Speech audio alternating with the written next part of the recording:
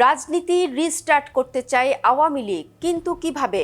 আওয়ামী লীগ ফিরতে চায়, এর জন্য বহুদিন ধরেই ভারতে বসে অঙ্ক কষছেন দলটির শীর্ষ নেতারা। কিন্তু তাদের মাথার উপর যে অভিযোগের পাহাড়, তারা বিবেচিত হচ্ছেন অপরাধী ও পলাতক হিসেবে।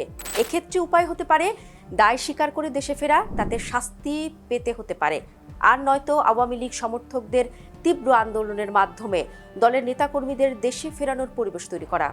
আপাতত হিসেব নিকেশ বলছে আওয়ামী লীগ আদৌ ফিরতে পারবে কিনা তা অনেকটা নির্ভর করছে আসন্ন নির্বাচনের উপর। বাংলাদেশের প্রাচীনতম ঐতিহ্যবাহী ও দেশের পথ পরিক্রমায় অবিচ্ছেদ্য রাজনৈতিক দল আওয়ামী লীগ। দলটির নেতাকর্মীদের সংখ্যা উল্লেখযোগ্য।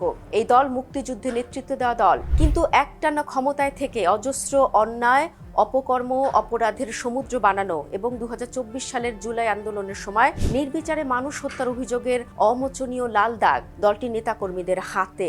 তাদের বিরুদ্ধে মানবতা বিরোধী অপরাধ, হত্যা, রাষ্ট্রদ্রোহ বা অর্থ আত্মসাতের অভিযোগ রয়েছে। কিন্তু শুরুতেই যে বললাম আওয়ামী লীগ ফিরতে চায় বাংলাদেশের রাজনীতিতে, সেই ফেরা কি সুগম হবে?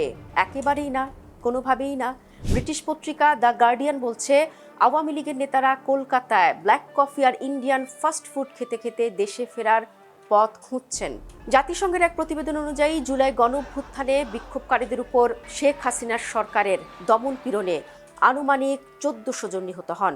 এরপর তিনি সহ তার দলের হাজার হাজার সদস্য দেশ ছাড়তে বাধ্য হন, মতান্তরে পালিয়ে যান।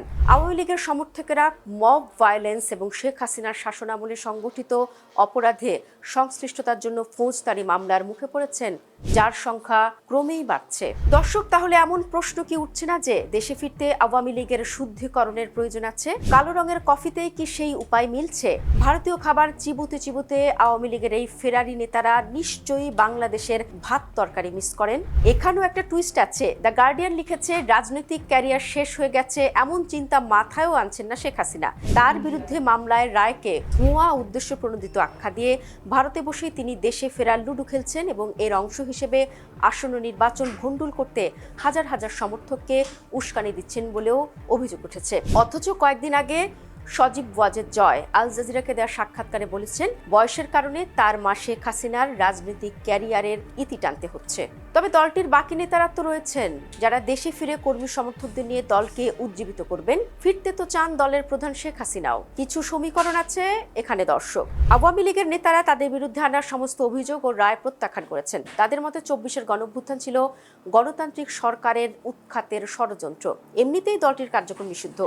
তারা আবার তাদের বাংলাদেশে থাকা দলীয় ভোট ব্যাংকে বলে দিয়েছে যেন আসন্ন নির্বাচন প্রহসন বিবেচনায় বয়কট করা হয়। সম্প্রতি শেখ হাসিনা ও দলের কেন্দ্রীয় নেতারা একাধিকবার বলেছেনও নৌকা মার্কা নির্বাচন করতেই চায়, কিন্তু বর্তমান সরকারের অধীনে নয়। নির্বাচন হলে নৌকায় জিতবে, এমন চ্যালেঞ্জে ছুড়ে দেন তারা।